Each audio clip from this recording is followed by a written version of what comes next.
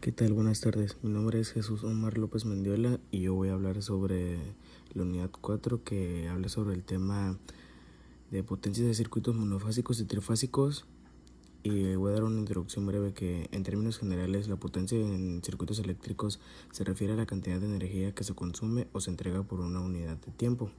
En los circuitos monofásicos la potencia se calcula considerando la tensión, la corriente y el factor de potencia, que depende del ángulo de desfase entre la corriente y el voltaje. Por otro lado, en circuitos trifásicos la potencia total se obtiene sumando las potencias de las tres fases y suele ser más eficiente para la transmisión de energía, ya que se logra un flujo de potencia más constante y equilibrado.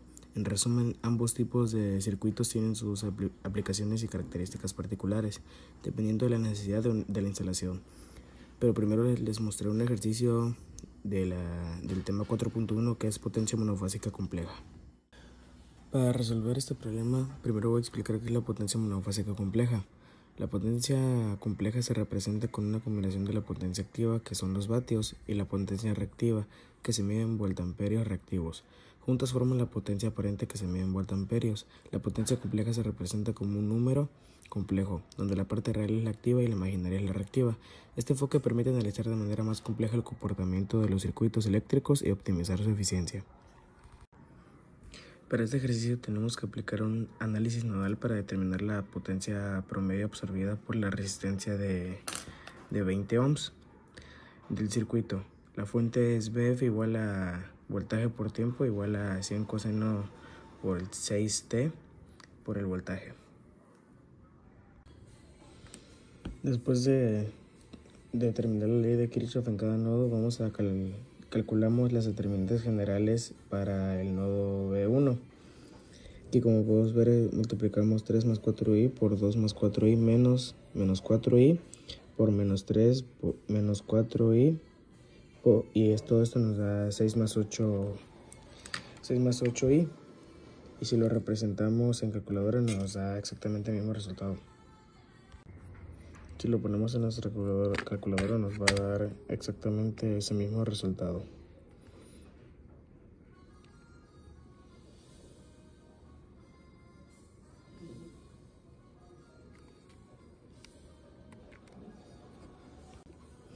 Al igual que el segundo resultado, nos da exactamente lo mismo, que eso es 400 más 800i.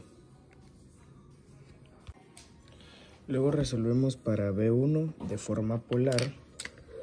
Dividimos delta 1 sobre delta, que nos va a dar, que sería 400 más 800i sobre 6 más 8i igual a 89.442 10.30 grados. En calculadora nos representa de esta manera, pero pasa que de esta manera es de manera rectangular. Esta manera es de manera polar, pero el resultado es el mismo. Ahora vamos a calcular la corriente en la resistencia de 20 ohms, y para eso vamos a utilizar esta fórmula, que es voltaje sobre resistencia, que es para obtener la corriente, y dividimos 89.442 y los 10.30 grados que tiene, que es el resultado de B1, sobre 20, que es de los 20 ohms de la resistencia, y esto nos va a dar 4.472 10.30 grados. Esto igual si lo representamos de esta manera, esto es de forma rectangular, pero el resultado es de forma polar, los cuales equivalen a exactamente lo mismo también. Por último, ya que tenemos el voltaje y la corriente, finalmente vamos a calcular la potencia promedio en la resistencia de 20 ohms, que utilizamos esta fórmula, que sería B1 multiplicado por la potencia que nos dio hace rato, de 4.721. Multiplicamos esto y nos da sobre 2, y lo dividimos sobre 2, que nos da un resultado de 100.999 watts, que equivale a 200 watts, y aquí está representado de esta manera. Y ese sería este problema. Ahora vamos con el siguiente tema. Ahora vamos a explicar el tema 4.2, que es factor de potencia. El factor de potencia es la relación entre la potencia activa y la potencia aparente de un circuito de corriente alterna. Se calcula como el coseno del ángulo de desfase entre la corriente y el voltaje. Un factor de potencia cercano a 1 indica que la mayor parte de la energía se está utilizando eficazmente, mientras que un factor bajo indica pérdidas de energía, generalmente por componentes reactivos. En resumen, un factor de potencia alto es deseable para una mayor eficiencia. Ahora vamos a resolver un ejercicio que consta de lo siguiente. Una instalación consume una potencia de 5.2 kW y una potencia de 1.1 kVA reactivo en atraso. Vamos a calcular el ángulo de desfase y el factor de potencia. ¿Qué nos indica el problema? El problema nos indica que tenemos un triángulo y este triángulo tiene una potencia. Entonces vamos a sacar el ángulo que tiene este factor de potencia. Así igual que el ángulo de desfase. Tenemos una potencia de 5.2 kW y Q que equivale a 1,1 kVA reactivo. Ahora vamos a encontrar la aparente que se encuentra de esta manera. Para esto para encontrar el aparente es la raíz de P cuadrada más Q cuadrada, que esto equivale a la raíz de 5.2 al cuadrado más 1.1 al cuadrado. Y esto equivale a, el resultado está en Q, entonces esto equivale a 5.31 o 5.315. Y este es el resultado que nos da en kilovoltiampere, 5.31. ¿Para qué hago esto? Porque nos piden encontrar este ángulo, el ángulo de desfase. Yo puedo encontrar este ángulo con tangente del ángulo sobre que es igual a cateto opuesto sobre el cateto adyacente. O también lo podemos hallar de la siguiente manera, que es coseno del ángulo, que es igual a cateto adyacente sobre la hipotenusa. También podemos trabajar con esta fórmula que es el ángulo fijo, que es igual a coseno a la menos 1 sobre cateto adyacente sobre la hipotenusa. Eso se multiplica. Vamos a utilizar porque lo que nosotros queremos es la parte real.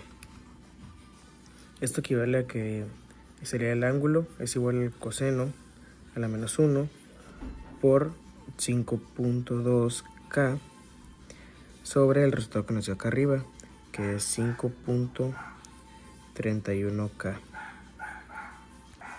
Este resultado nos da igual a 0.979. Este resultado que nos acaba de dar es el factor de potencia. Ahora podemos decir que este resultado es igual en coseno a la menos 1 por 0.979 es igual a 11.76, así como en grados, porque estamos trabajando en grados, evidentemente. Aquí está el resultado. Entonces, por último, podemos decir que el ángulo de desfase es igual a 11.76 grados y el factor de potencia es igual a 0.979 o a 0.98. Por último, vamos a hablar del tema 4.4 y vamos a resolver un ejercicio que es de fuente trifásica. Una fuente trifásica es un sistema de generación y suministro de energía eléctrica que utiliza 3 voltajes alternos de igual magnitud y frecuencia, pero desfasados entre sí 120 grados eléctricos. Este tipo de fuente es el estándar en la distribución eléctrica industrial y comercial debido a su eficiencia, estabilidad y capacidad para soportar más potencia que un sistema monofásico con el mismo material.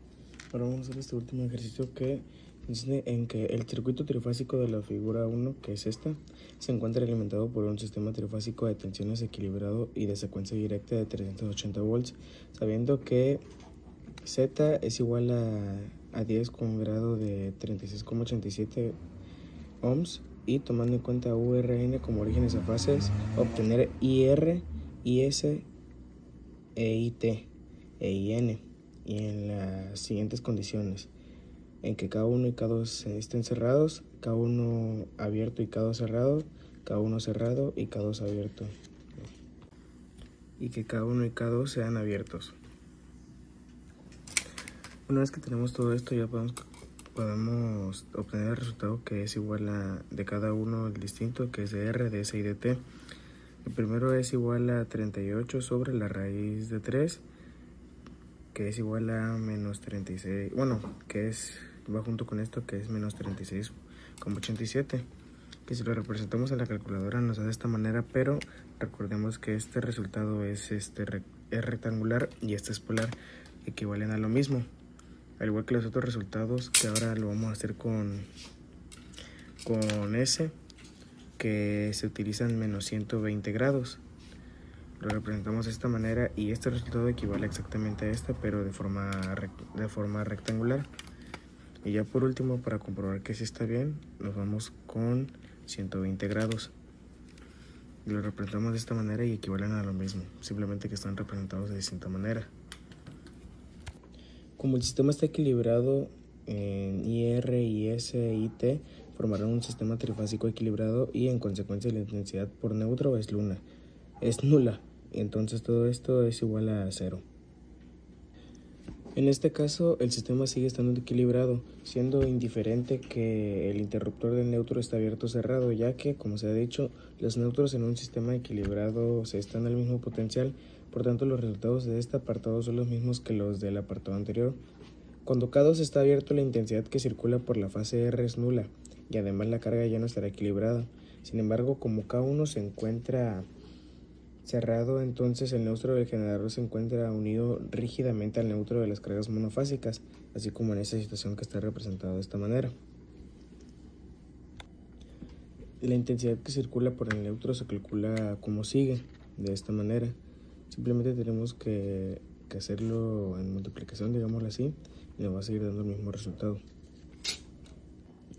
Ya se ha dicho en el apartado anterior que si K2 está abierto, la carga no estará equilibrada. Si además K1 está abierto, entonces el neutro de la carga no coincidirá en general con el neutro del generador. En estas condiciones, el circuito resultante se muestra como en la figura 2, que es esto, según tal cual. UST es igual a USN menos UTN, que es igual a 2 por Z por IS, igual a como IS más IT es igual a 0. Aquí está representado en el diagrama de la siguiente manera. Ya por último despejamos y sustituimos los valores que resultan de la siguiente manera. 380 sobre la raíz cuadrada de 3 con un ángulo de menos 120 grados menos 380 sobre 3 con un ángulo de 120 grados sobre 2 por 10 de 2 por 10 con un ángulo de 36,87 grados, que es igual a 19 con un ángulo de menos 126,87 grados, que es igual a esto. Y ya es evidente que tanto la intensidad por la fase R como por el neutro son nulas. Además, se puede comprobar que la tensión entre los neutros U, N por N, es distinta a 0, representado de esta manera. Y así concluyo este tema.